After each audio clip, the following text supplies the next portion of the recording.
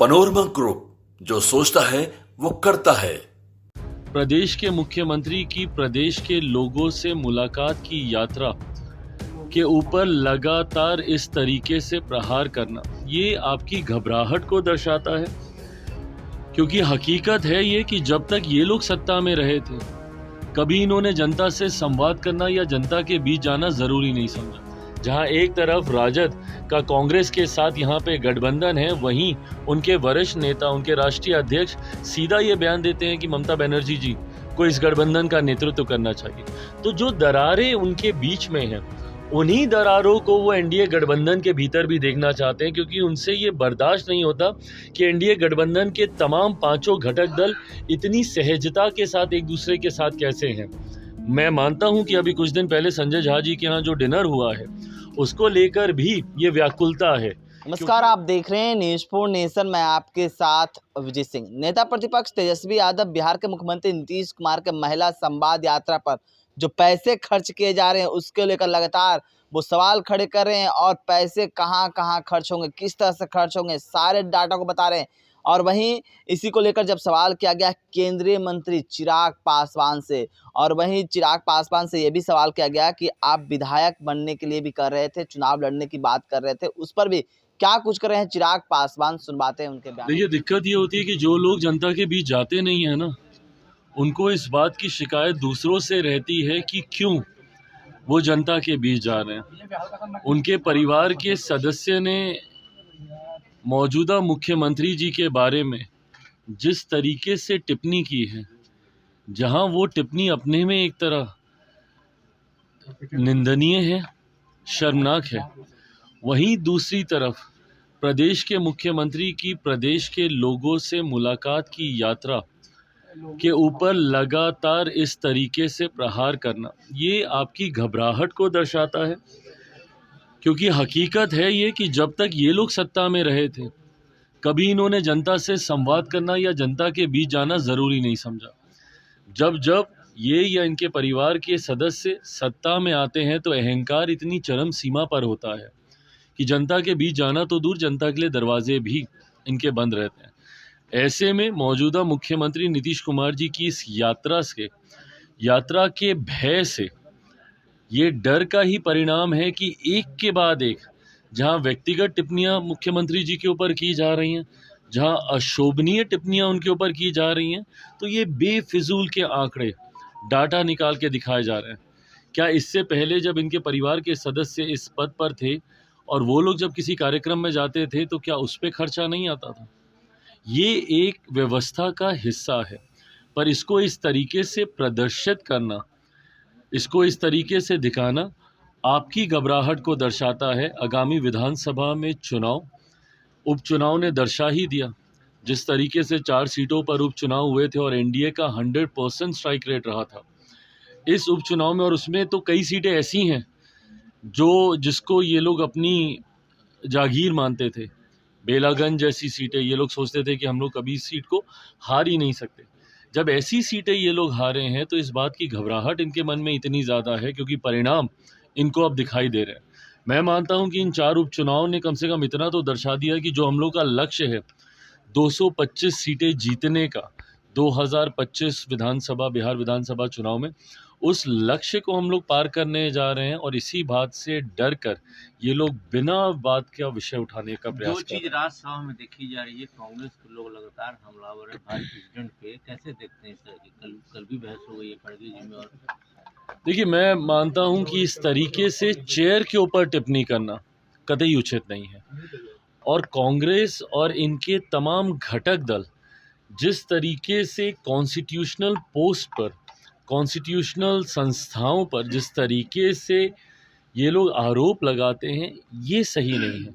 आप अराजकता के माहौल में आप नहीं जी सकते हैं।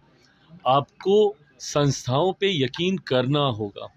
जांच एजेंसीज हों, चुनाव आयोग हों, एक के बाद एक हर किसी पर इन लोगों ने आरोप प्रत्यारोप लगाने का काम किया।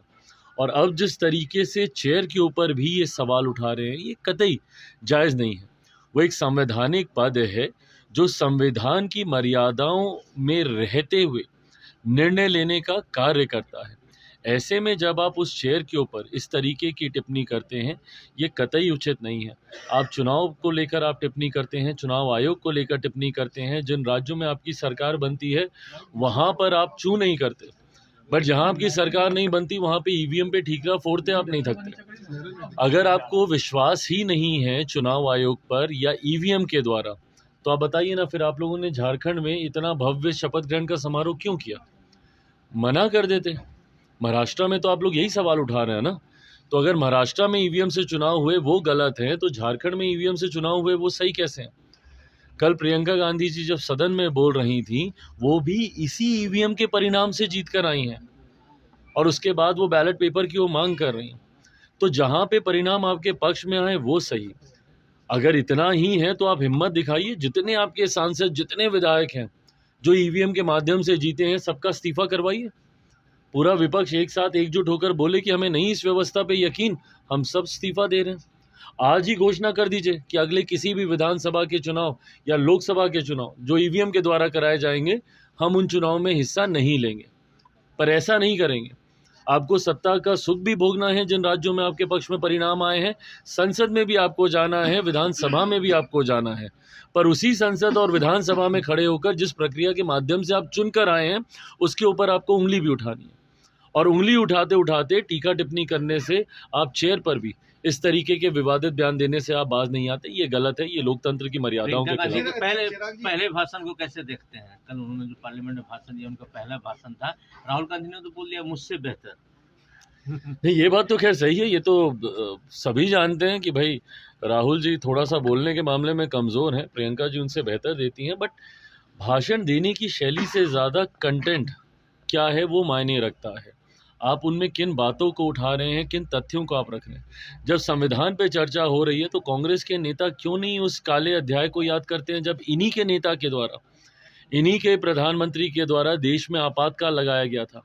आज जो लोग संविधान को अपनी जेब में लेकर घूमते हैं, उस वक्त क्या संविधान की हत्या नहीं की गई थी? सही मायनों में अगर लोकतंत्र की हत्या आज़ादी के बाद कभी की गई है तो सन 75 में आपातकाल लगाकर ही की गई थी। और उसके बाद उसी संविधान की दुहाई देते रहना और जो विषय है उसके अलावा दुनिया भर की राजनीति करना, अगर ये आपका आधार है भाषण देने का, तो उससे मैं कतई सहमत चिराग नहीं। पासवान विधायक कब बनेंगे? ये इच्छा मैंने ज़रूर जाहिर की है। मेरा राजनीति में आने का कारण ही बिहार और बिहारी रहे हैं। इस इच्छा को मैंने ज़रूर जाहिर किया है कि सांसद बनने से ज़्यादा महत्वपूर्ण एक मेरे लिए विधायक की भूमिका होगी, जहां अपने राज्य में रहकर मैं अपने राज्य के लिए मैं ज़्यादा कार्य कर सकूं, बिहार फर्स्ट, बिहारी फर्स्ट की सोच को मैं धरातल पर उतार सकूं। ये फैसला आने वाले दिनों में पार्टी को ही लेना है, बट मैं पूरी तरीके से नहीं, मैं ऐसा कतई नहीं मानता। फिलहाल आज की तारीख में एनडीए गठबंधन का अगर आप जिक्र करें तो चेहरा पूरी तरीके से हम लोग का स्पष्ट है। मौजूदा मुख्यमंत्री नीतीश कुमार जी के नेतृत्व में ही एनडीए गठबंधन चुनाव लड़ने जा रहा है, और मैं मानता हूं, मेरा पूरा विश्वास है कि अगले साल इस समय जब आप लोगों के साथ पुनः एक ऐसी प्रेस वार्ता हो रही होगी, तब तक मेरे मुख्यमंत्री एक बार फिर से मुख्यमंत्री पद की शपथ ले चुके होंगे। चिराग जी, उनके बाद तो कोई चेहरा नहीं है। चिराग चेहरा गठबंधन दल ये तैयार करते हैं।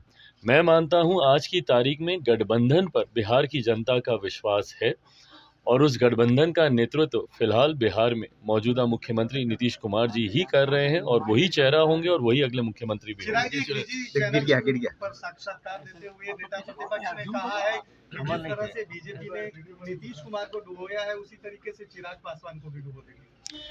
देखिए, वो उनका ये प्रयास हमेशा रहता है कि किस तरीके से गठबंधन के बीच दरारें पैदा की जा सके।